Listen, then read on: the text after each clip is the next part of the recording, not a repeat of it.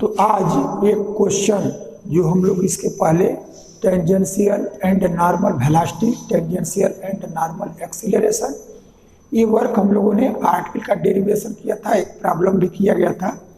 अब उसके आगे जो महत्वपूर्ण क्वेश्चंस हैं उन क्वेश्चंस में हम लोग एक एक करके करेंगे। तो उसी संदर्भ में एक क्वेश्चन हमारे सामने है, देखें इसमें क्या दिया गया है, उसके लिए हमको क्या प्रूव करना है।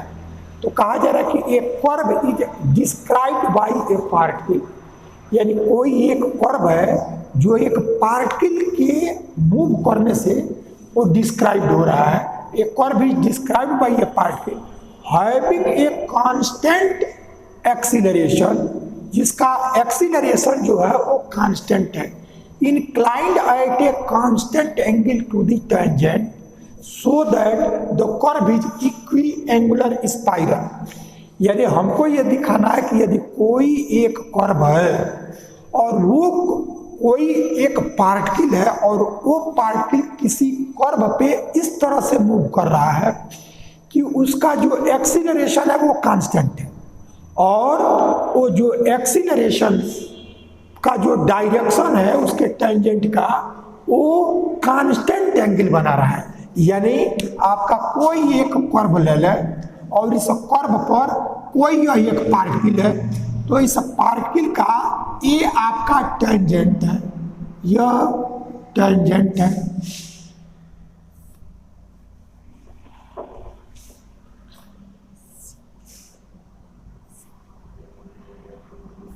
एक टेंजेंट दिया गया, तो एक एक्सीलरेशन है, वो एक्सीलरेशन जो टेंजेंट है उस टेंजेंट से कांस्टेंट एंगल बना रहा है। यानी यह पार्टिकल जो मूव कर रहा है वो किसी कर्व पर इस तरह से मूव कर रहा है कि जो इसका एक्सीलरेशन है वो एक्सीलरेशन इसी पॉइंट पर जो टेंजेंट है उससे कांस्टेंट एंगल बना रहा है। इससे कांस्टेंट एंगल बनाने का मतलब क्या है कि जैसे यह पॉइंट है और इस पे ये एक्सीलरेशन लिया और इसका टेंजेंट लिया, तो जो एंगल आया, यदि हम यह पॉइंट लें और इसका टेंजेंट लें और फिर जो ये एक्सीलरेशन है इसके बीच भी वही एंगल रहे जो ये एंगल है, यानी इस कर्व के एवरी पॉइंट पर टेंजेंट लें और जो यह एक्सीलरेशन है वो एवरीवेयर एंगल सेम बनाएगा, तब हम कहेंगे कि जो इसका एक्सीलरेशन है वो टेंजेंट से कांस्टेंट एंगल बना रहा है। और यदि कर्व पर पॉइंट जब बदलता जाए और उस पर जो टेंजेंट है और एक्सीलरेशन है इन दोनों के बीच का एंगल जब बदलता जाएगा तब वो हमारा वेरिएबल एंगल हो जाएगा, तो ये कहा जा रहा है कि कांस्टेंट एंगल है। तो जो ये कांस्टेंट एंगल है, सपोज कर लिया गया कि यह कांस्टेंट एंगल को हमने अल्फा ले लिया, ये जो भी आप सपोज कर सकते हैं कि जो ये एंगल कांस्टेंट है और वो कौन कांस्टेंट एंगल बना रहा है, तो जो एक्सीलरेशन है किसी पॉइंट पर जो पार्टिकल का एक्सीलरेशन है वो एक्सीलरेशन इसी पर जो टेंजेंट है उससे कांस्टेंट एंगल बना रहा है। तो अब ये जो एक्सीलरेशन है, एक्सीलरेशन को भी कहा जा रहा है कि वो एक्सीलरेशन भी कांस्टेंट है। तो हमने सपोज किया कि अब पार्टिकल कोई पी हमने ले लिया और इस पी पर इसका जो एक्सीलरेशन है उस एक्सीलरेशन को हमने सपोज कर लिया कि एफ है और यह एफ जो है वो कांस्टेंट है। एक्सीलरेशन को आप स्मॉल ए भी ले सकते हैं, जो आप लेते रहे यदि वही ले तो स्मॉल ए, ऐसा हमने ले लिया, यह इसका एक्सीलरेशन है और यह एक्सीलरेशन कांस्टेंट है। ये क्वेश्चन में दिया गया है कि a curve is described by a particle having a constant acceleration, एक कांस्टेंट एक्सीलरेशन ले लिया और एक कांस्टेंट एक्सीलरेशन जो है वो inclined at a constant angle to the tangent. तो जो एक कांस्टेंट एंगल है वो इसी पॉइंट पर जो टेंजेंट है उससे कांस्टेंट एंगल बन रहा है। तो यह कांस्टेंट एंगल जो बनाया उसको हमने सपोज कर लिया ये अल्फा है। तो करना क्या है, तो हमको ये दिखाना है कि यह पार्टिकल एक किसी कर्व पर इस तरह से मूव करे कि प्रत्येक जगह उस पर टेंजेंट ले और जो एक्सीलरेशन है इसके बीच जो एंगल यहाँ आ गया, फिर कर्व का दूसरा पॉइंट ले, इस पर टेंजेंट ले, उस पर एक्सीलरेशन, वो दोनों के बीच का जो एंगल है वो सेम आवे। तब ऐसा जब रहेगा तब हम कहेंगे कि टेंजेंट से एक्सीलरेशन के बीच का एंगल कांस्टेंट है। तो ये चीज दिया गया। तो कहा जा रहा है कि यदि पार्टिकल इस तरह से मूव करे कि एक्सीलरेशन और टेंजेंट के बीच का एंगल सदैव एक ही प्रत्येक जगह रहे, तब वो कर्व जो होगा वो इक्वी एंगुलर स्पाइरल होगा। अब इक्वी एंगुलर स्पाइरल एक कर्व है, जैसे हमारा इलिप्स है, पैराबोला है, हाइपरबोला है, वैसे हमारा ये इक्वी एंगुलर स्पाइरल भी एक कर्व का नाम है। अभी जो आएगा वो हमारा इक्वेशन में देखेंगे कि उसका इक्वेशन क्या है। तो अब इसको कर्व का इक्वेशन निकालना है, तो करेंगे क्या? तो अब आप देखें, ये हमने ए कांस्टेंट ले लिया और इसका यह टेंजेंट के अलग जब कंपोनेंट लेंगे तो यह ए कास अल्फा ऐसा आ जाएगा। तो एक्सीलरेशन का ये रिजल्टेंट एक्सीलरेशन, जब एक्सीलरेशन में कुछ टेंजेंशियल या नॉर्मल जोड़ा ना जाए, इसका मतलब वो रिजल्टेंट एक्सीलरेशन है। तो रिजल्टेंट एक्सीलरेशन ए है और उसका टेंजेंट के अलग जब कंपोनेंट लेंगे तो यह ए कास अल्फा, और इसी के परपेंडिकुलर डायरेक्शन यदि हम ले लें तो ये इसका नॉर्मल हो गया, तो इधर कंपोनेंट जो होगा वो है ए साइन अल्फा ऐसा है। तो जो एक्सीलरेशन है उसका टेंजेंट के अलग ए कास अल्फा और टेंजेंट के परपेंडिकुलर वो ये साइन अल्फा। लेकिन हमें पता है कि किसी भी फोर्स का जब टेंजेंट के अलग जो एक्सीलरेशन होता है उसी को टेंजेंशियल एक्सीलरेशन कहते हैं। इसका मतलब इस ए का टेंजेंशियल एक्सीलरेशन ए कास अल्फा और इस ए का नॉर्मल एक्सीलरेशन वो ए साइन अल्फा।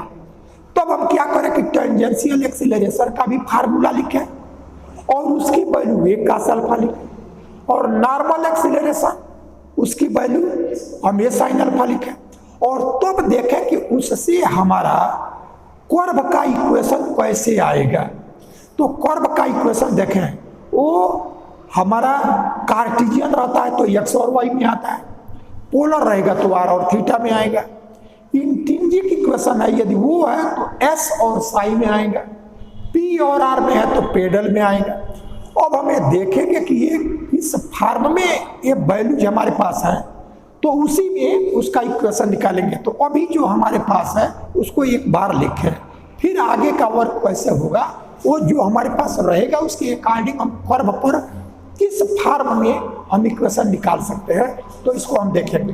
तो अभी जितनी बात आपको दी गई है उसको आप एक बार लिख लें, फिर उसके आगे कर्व का इक्वेशन के लिए हम लोग प्रोसीड करेंगे।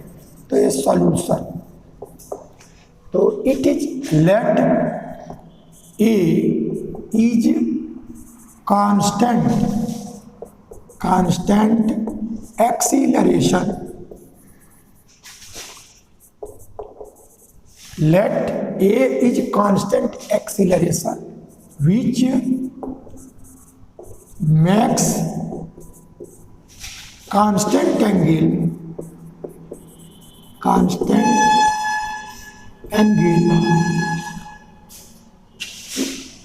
alpha at with tangent।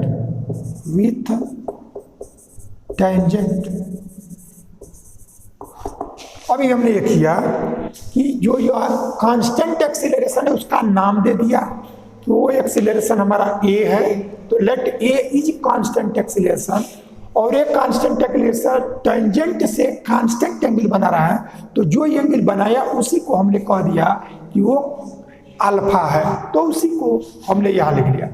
अब हम क्या करेंगे कि component of A along tangent and component of A perpendicular to tangent, तो ये हमारा आएगा now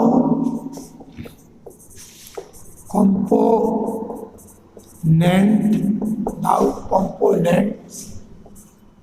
of acceleration A along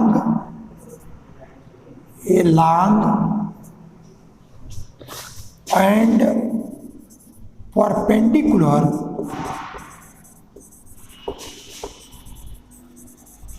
to tangent, यानी टेंजेंट के एलांग और उसके परपेंडिकुलर डायरेक्शन में इसका जो कंपोनेंट्स होगा अब देखें along tangent now components of acceleration along tangent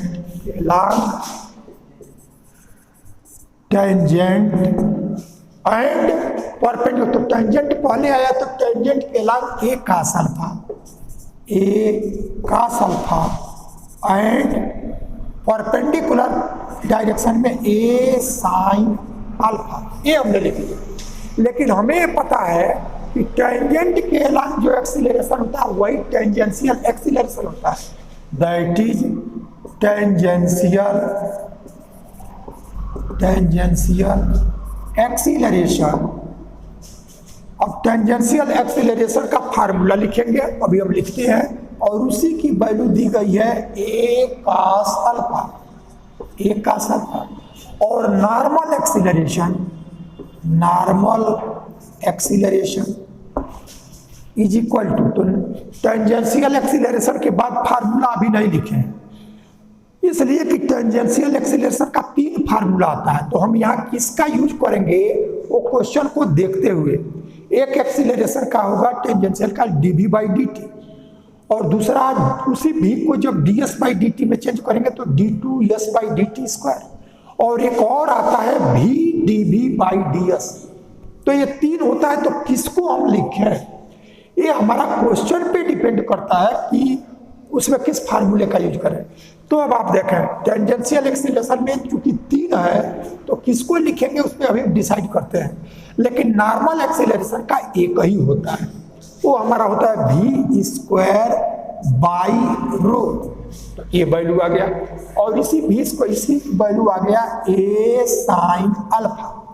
तब आप देखेंगे कि टेंजेंशियल एक्सीलरेशन और नॉर्मल एक्सीलरेशन जहां दोनों का एक साथ यूज हो, तो हमको जो लाना है वो लाना क्या है कि आपको कर्व का इक्वेशन, तो कर्व के इक्वेशन में यह जो रो है वह रो की वैल्यू ds/dψ, तो यह ds और dψ ऊपर आ गया, यानी जो कर्व आ रहा है वो कर्व में यस और साई है। तो यस और साई में जो इक्वेशन होता है वही हमारा इंट्रिंसिक इक्वेशन कहलाता है। तो यानी इंट्रिंसिक इक्वेशन में ही हमको कर्व का इक्वेशन निकालना पड़ेगा, क्योंकि उसी के टर्म में ये वैल्यू यहाँ है। तब हम क्या करेंगे, जब v है तो v के टर्म में हम वैल्यू लिखेंगे। तो v के टर्म में आपका v dv/ds। अभी dv/ds क्योंकि रो में खुद ds आएगा, और v ऑलरेडी आपका है, तो v और s से रिलेटेड हमारे पास चीजें हैं, इसीलिए यहाँ v dv/ds इसका यूज करेंगे। क्योंकि यदि dv/dt करते तो इसमें हमारा t नहीं है, और t हमको t के टर्म में कर्व के इक्वेशन के लिए t चाहिए भी नहीं, और फिर हमारा d2s/dt², तो वहां भी चूंकि इसमें हमारा v आया है तो एक v तो इसमें चाहिए, तो इसलिए जब भी v रहे यहाँ और यह v, तो जब ये v रहेगा तो इसमें जब डिवाइड करें या ये, तो v में v का एक कैलकुलेशन हमको मिलेगा। तो या यूं समझे कि जब नॉर्मल एक्सीलरेशन रहता है उसके साथ टेंजेंशियल आता है, तो यदि कर्व में हमको अन्य चीजें यस के टर्म में कर्व का इक्वेशन न दिया हो, यदि कर्व का इक्वेशन दिया हो तब तो उससे हम ds/dt d2s/dt² ऐसा निकालेंगे, लेकिन नहीं दिया है कर्व का इक्वेशन, पूछा जा रहा है, तब हम उसके लिए टेंजेंशियल के लिए v dv/ds ऐसा ही यूज करते हैं। तो अब v²/ρ, इसकी वैल्यू को रो को हम चेंज कर लें, तो जब चेंज करेंगे तो a आया v², और रो की वैल्यू होता है ds/dψ, तो ये 1/ρ है, इसका मतलब dψ/ds जो आ गया, और ये वैल्यू a sin अल्फा, तो यहां से दिस इंप्लाई ऐसा आ गया v² और 1/ρ, रो की वैल्यू ds/dψ 1/dψ/ds ऐसा हो गया, ये sin अल्फा। अब आप देखें, अब हमारा एम ये है कि s और साई के टर्म में कर्व के इक्वेशन को निकालना है। तो हम क्या करें कि जो 1, इसको यदि हम 1 ले लें और इसको हम 2 ले लें, तो यदि हम 1 में 2 से डिवाइड करें, ये आपका 2 है, 1 ये है, वन आपका ये तो इसी को इसका केवल फार्मूला लिखा गया है, टेंजेंशियल एक्सीलरेशन ये हमारा वन है। तो हम क्या करें कि इस वन में हम 2 से डिवाइड कर दें, तो डिवाइड करने से हो जाएगा कि ds जो है वो ds से समाप्त हो जाएगा। कर्व का डिफरेंशियल इक्वेशन नहीं निकालना है हमको, इक्वेशन निकालना है, तो इसलिए डिफरेंशियल कोफिशिएंट कोई रहना नहीं चाहिए। तो यह यदि इसको डिवाइड कर दें तो यह ds यहाँ भी ds यहाँ भी, तो ds समाप्त हो जाएगा, तो केवल v और साई 2 बचेगा। तब हम v और साई को इंटीग्रेट करके v और साई के टर्म में लाने का प्रयास करेंगे। तो dividing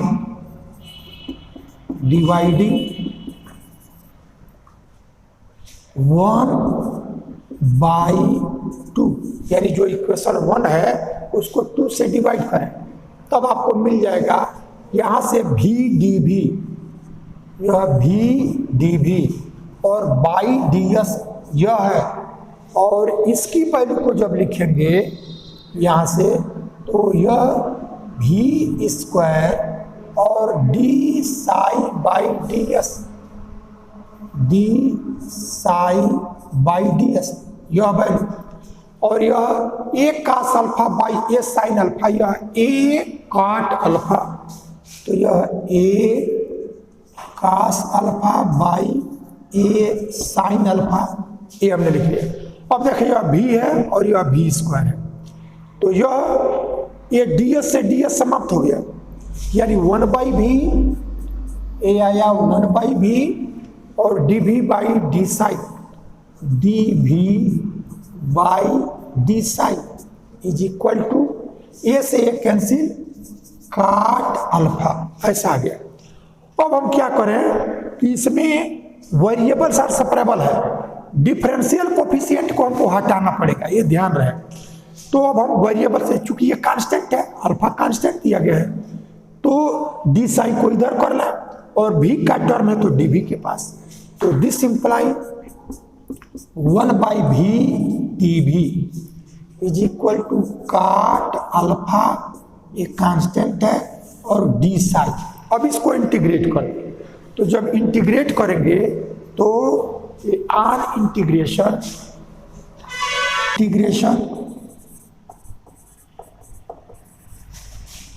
we get 1/v dv, ये हमारा आया log ऑफ v, 1/v का काट अल्फा कांस्टेंट है, काट अल्फा कांस्टेंट है, और डी साई का साई हो जाएगा साई। अब देखें जब इंटीग्रेट करते हैं तो एक कांस्टेंट लिखते हैं, तो जब कांस्टेंट लिखते हैं तो देखते हैं कि जब लाग में रहता है तो कांस्टेंट को भी लाग में ले लेते हैं। तब हमने सपोज कर लिया कि यह लाग ए, जब कांस्टेंट में हमारा लाग रहता है लाग वेरिएबल में, तो हम कांस्टेंट को भी हम लाग में ले लेते हैं। अब इसमें v की वैल्यू निकालें, तो v की वैल्यू निकालेंगे। अब इसमें डिफरेंशियल कोफिशिएंट हमारा चेंज हो गया, अब इसको इधर लाएंगे तो यह log v minus log a is equal to cot alpha psi, तो ये हमको मिल जाएगा log v by a, log m minus log m, और यहाँ से यह काट अल्फा और साई। तो अब इस log को दूसरे तरफ ट्रांसपोज करेंगे, तब ये वैल्यू हमको मिल गया v बाई ए, log इधर जाएगा तो e, तो यह है e काट अल्फा और साई, और यह e आपका कांस्टेंट है, यह आ गया। तो अब आपने देखा कि जो डिफरेंशियल कोफिशिएंट है वो खत्म हो गया, वो नहीं है, लेकिन कर्व का इक्वेशन जो आता है वो कर्व का इक्वेशन आपको ये या तो r और थीटा में रहेगा, पोलर कोऑर्डिनेट रहेगा तो r और थीटा में, और यदि कार्टेशियन है तो x और y में, लेकिन ये साई है तो हमारा s और साई में होना चाहिए।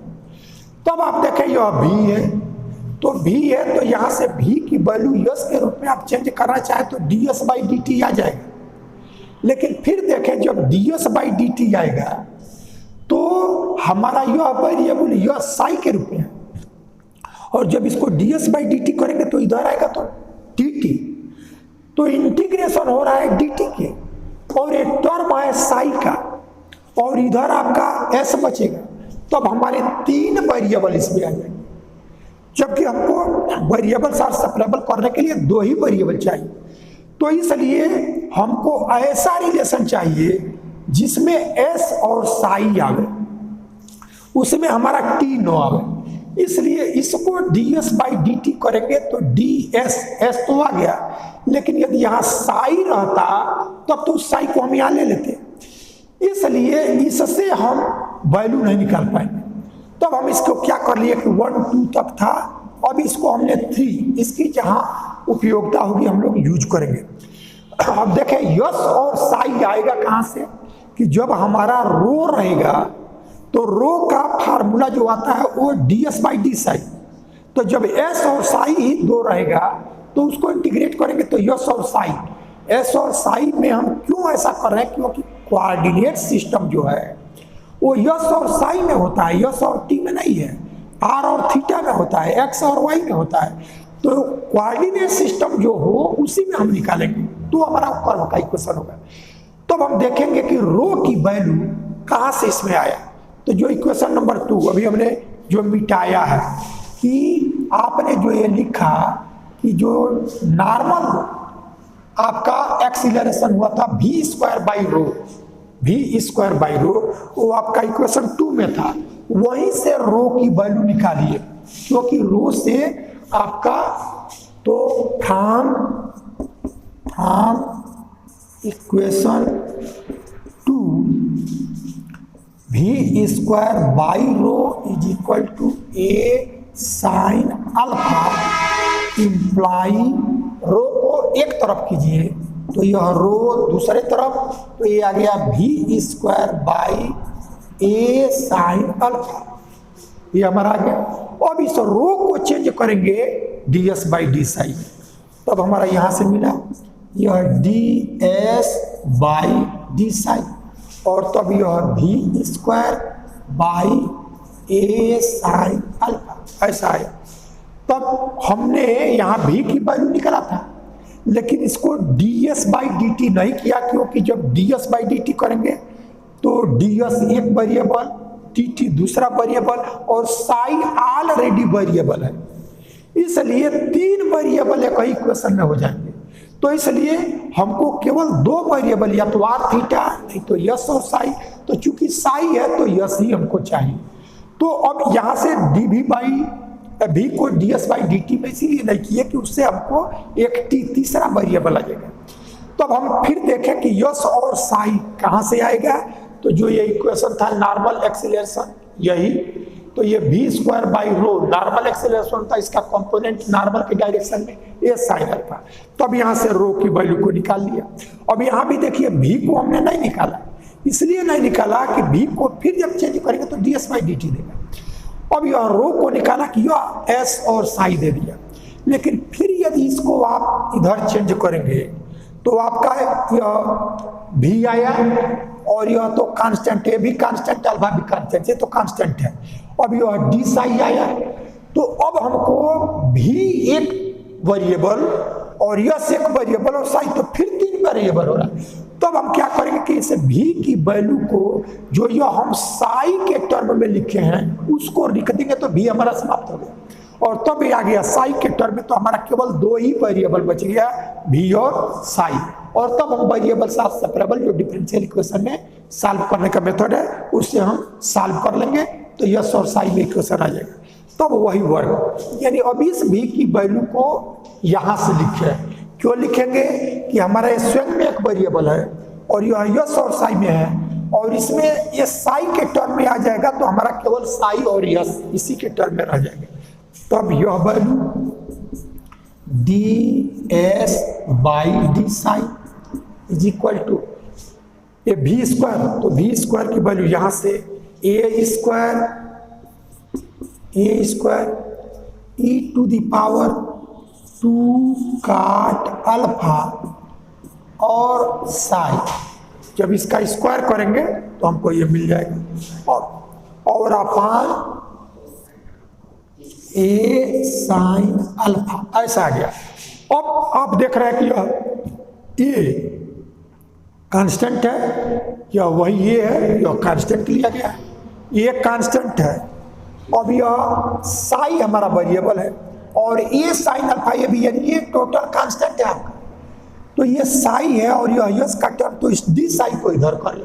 तो यही इसी लाइन में हमने क्या किया कि यह डी एस को रखा और डी साई को इधर ट्रांसपोज कर दिया। अब ये वेरिएबल सार सेपरेबल में आ गया।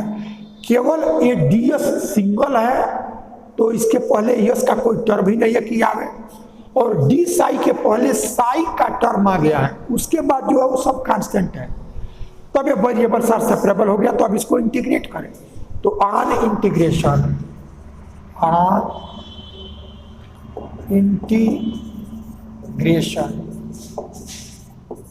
वी फाइंड, तो इंटीग्रेट करेंगे तो यह एस आया, एस, और जो कांस्टेंट है उसको आप इंटीग्रेशन में पहले आ जाएगा, ए स्क्वायर ए साइन अल्फा, यह कांस्टेंट है।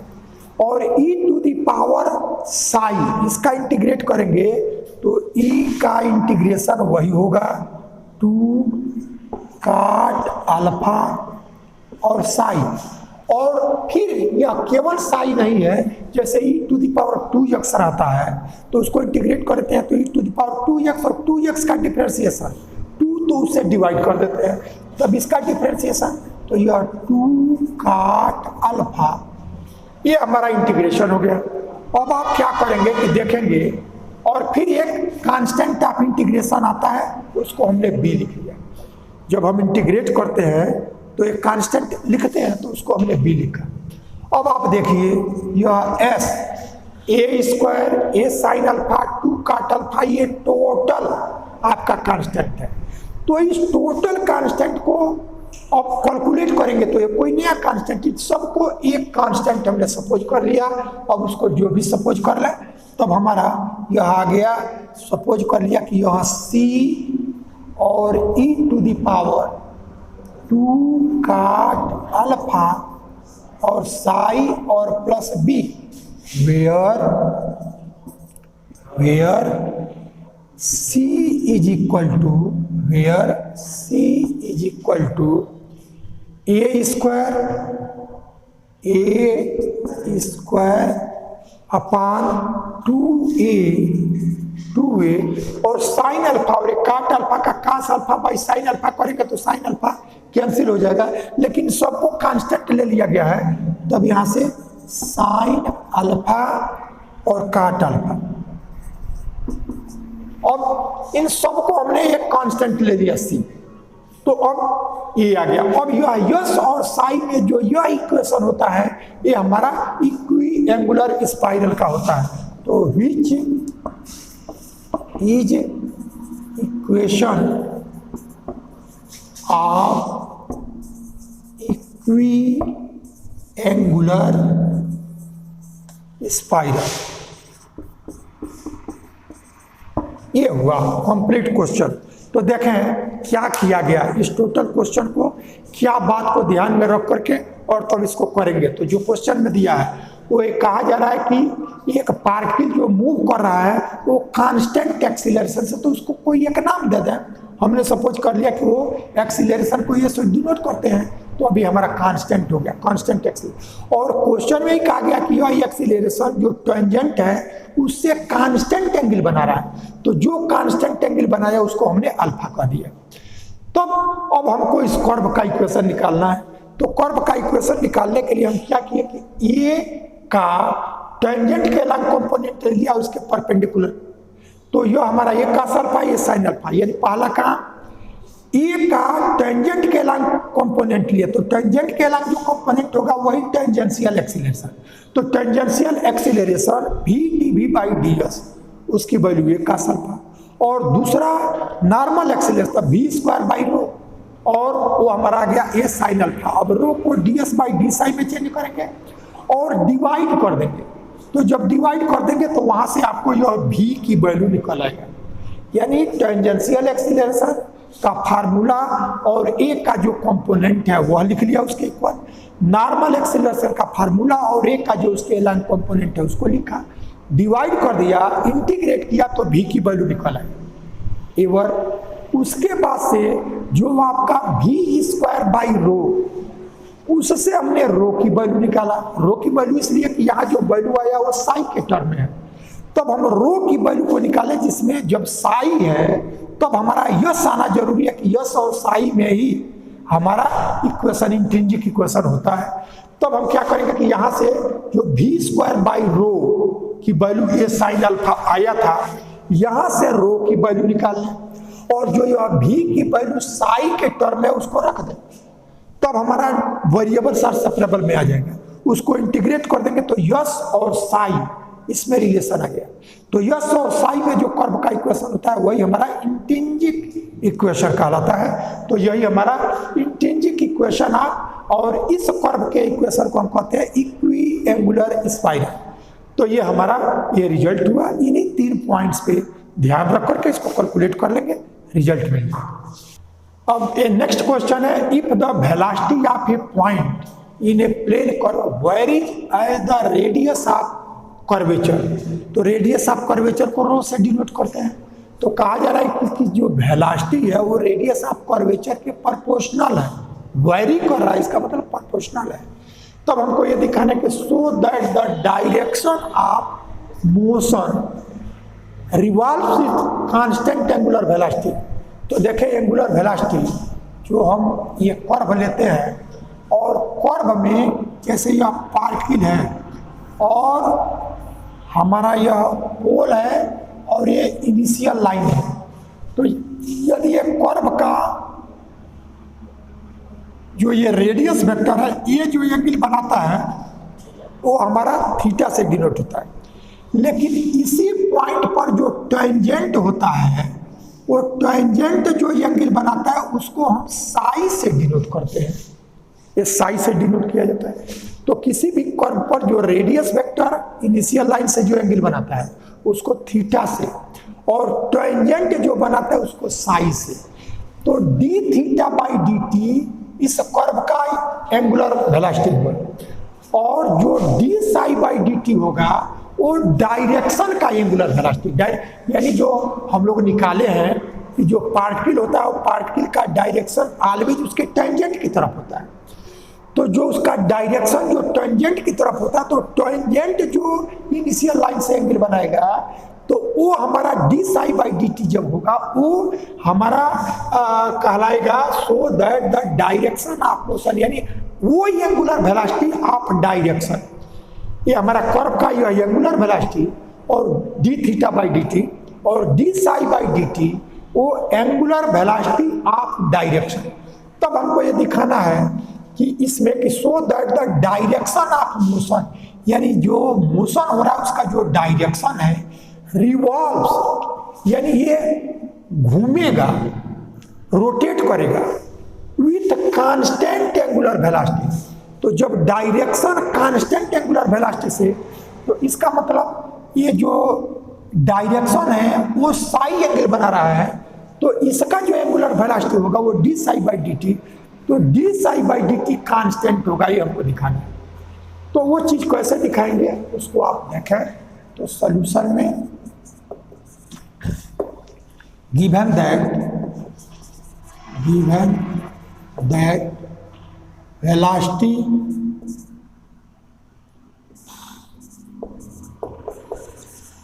varies as radius of curvature, radius of curvature, ये रेडियस ऑफ कर्वेचर। तो वेलोसिटी को डिनोट करते हैं ds बाई डी टी। तो जो वेलोसिटी हुआ वो ds बाई डी टी, ये वेरी करेगा रेडियस ऑफ कर्वेचर रो। अब इसका वेरिएशन तो अब इसकी वैल्यू भी हम रो का ds बाई डी साई, तो यह ds by d t is equal to कोई एक कांस्टेंट हमने ले लिया कि प्रोपोर्शनल को हटाने के लिए इक्वलिटी लाएंगे तो एक कांस्टेंट, और ds by d psi, ds by d psi. अब where k is constant, k आपका कांस्टेंट हो गया, k इज कांस्टेंट। अब ds से ds cancel, d psi by dt, तो this imply d psi by dt is equal to constant. तो d psi by dt जो है वो angular velocity of direction of motion, ये d theta by dt angular velocity of the curve है, लेकिन d psi by dt जो है वो एंगुलर वेलोसिटी ऑफ डायरेक्शन, जो डायरेक्शन यानी टेंजेंट के अलग ही वेलोसिटी का डायरेक्शन होता है। तो इसका जो डायरेक्शन है वो टेंजेंट के अलग, तो ये जो एंगल बना है वो साई, और angular velocity of direction of motion d psi by dt, वो d psi by dt constant आ गया, यही हमको दिखाना था। तो which shows that angular velocity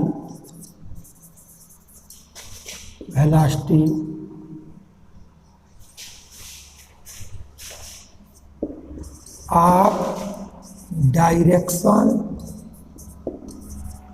of motion is constant। ये हमारा क्वेश्चन में यही दिखाना था, सिंपल सा work. Velocity radius of curvature के वेरी कर रहा है, तो वेलोसिटी हमारा ये हो गया, रो की वैल्यू ये हो गया। इक्वालिटी हम लगाएंगे प्रोपोर्शनल को हटाने के लिए के, अब यहाँ से d psi by dt यही हमारा angular velocity of direction of motion होता है, वो हमारा कांस्टेंट आ गया, यही हमको देखना। अगला क्वेश्चन है, prove that acceleration of a point moving in A curve with uniform speed. तो हम लोग ये देखे हैं कि कोई भी एक पार्टिकल है और जब वेलोसिटी मूव करता है तो उसके टेंजेंट के अलग ही कंपोनेंट मिलता है, इसके परपेंडिकुलर तो नॉर्मल जो निकला था वो जीरो हो गया था, तो इसलिए ये टेंजेंशियल वेलोसिटी हमको मिलता है। तो ये कहा जा रहा है कि यह यूनिफॉर्म स्पीड से मूव कर रहा है, तो यूनिफॉर्म स्पीड का मतलब तो इसका नॉर्मल तो वैसे ही जीरो हो जाता है, यानी टोटल जो वेलोसिटी होती है वो टेंजेंट के अलग ही मूव करता है। तो और ये जो वेलोसिटी है वो हमारा कांस्टेंट है, तो यूनिफॉर्म है, इसका मतलब वो चेंज नहीं हो रहा है, टाइम के रिस्पेक्ट में वो वही रह रहा है। तब हमारा इसमें जो दिया गया है उसको देखें, solution.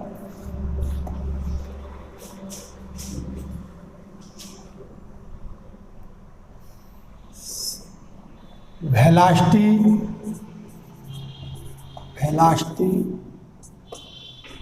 v is equal to ds by dt is constant.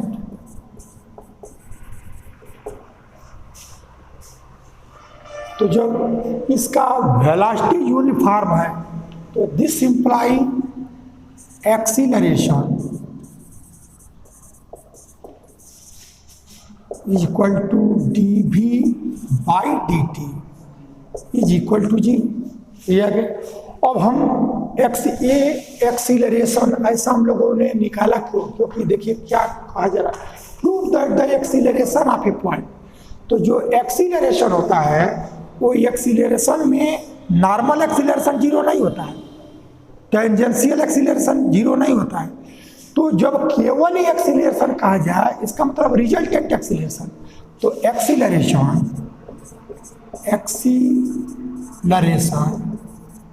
Is equal to under root tangential acceleration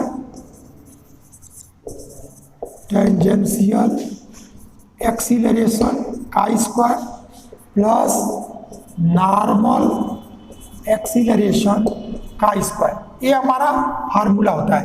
इसी की वैल्यू को हमको दिखाना है कि इतना होगा। Prove that the acceleration of a point moving in A curve with uniform speed, जो यूनिफॉर्म स्पीड से मूव करेगा उसका जो एक्सीलरेशन होगा इतना होगा। तो इस वर्क के लिए क्योंकि यह एक्सीलरेशन है तो एक्सीलरेशन में दोनों ही टेंजेंशियल और नॉर्मल दोनों होता है, तो acceleration is equal to under root, ये हमारा फार्मूला है, पीछे किया जा चुका है। तो आपका टेंजेंशियल एक्सीलरेशन जीरो हो गया, क्योंकि ये जो भी होता है वो टेंजेंट के अलग होता है, तो इसका जब सेकंड डेरिवेटिव निकालेंगे तो वो हमारा टेंजेंशियल एक्सेलरेशन हो गया। तो टेंजेंशियल एक्सेलरेशन 0 या 0 और प्लस नॉर्मल एक्सेलरेशन, तो इसकी वैल्यू v स्क्वायर बाई रो और इसका स्क्वायर, ये हमारा नॉर्मल। तो यानी इसकी वैल्यू देख रहे हैं तो ये स्क्वायर और अंडर रूट समाप्त हो गया, तो यह v स्क्वायर बाई रो ऐसा आया। तो एक्सीलरेशन तो हमारा ये आ गया है, लेकिन हमको दिखाना है कि ये इस फॉर्म में रहे, इस फॉर्म में। तो इस फॉर्म में रखने के लिए आप देखें यहाँ रो चाहिए और आपका रो डिनोमिनेटर में, इसलिए यहाँ रो जब लाएंगे तब यह v बाई रो इसका स्क्वायर हो जाएगा। ये स्क्वायर रो यहाँ लाएंगे तो रो स्क्वायर और v स्क्वायर है, तो दोनों का एक साथ, अब यहाँ रो आ गया। अब इसको हमको साई और टी के टर्म में लाना है, तब इसको चेंज कर दें। तो यह रो, यह वैल्यू v की वैल्यू ds बाई dt और रो की value ds by d Sai, इसी का स्क्वायर। अब ये डी साई बाई ds होगा, तो दिस इंप्लाई रो और d psi by d T, इसका स्क्वायर, ये रिजल्ट हमको ला रहा है। देखिए ये D S by d Sai है, तो न्यूमरेटर में जाएगा तो d psi by D S, D S से डी एस कैसे, ये वैल्यू आ गया, वही रिजल्ट हमको लाना है।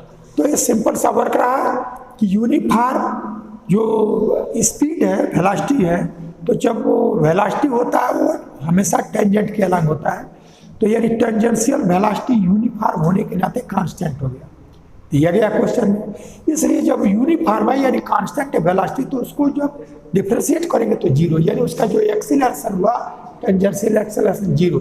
अब एक्सीलरेशन हमको निकालना है, तो उसकी वैल्यू टेंजेंशियल एक्सीलरेशन का स्क्वायर और नॉर्मल, इनकी वैल्यू को लिख देंगे, हमको ये मिल जाए। अब इसी को इस फॉर्म में एडजस्ट करने के लिए यहाँ आपका रो है, यहाँ रो सिंगल डिनोमिनेटर में है, तो रो यहाँ लाएंगे तो यहाँ भी रो स्क्वायर, तो ये v बाई रो का, उसको v को ds बाई dt और रो को ds बाई डी साई में चेंज करेंगे तो हमारा रिजल्ट है।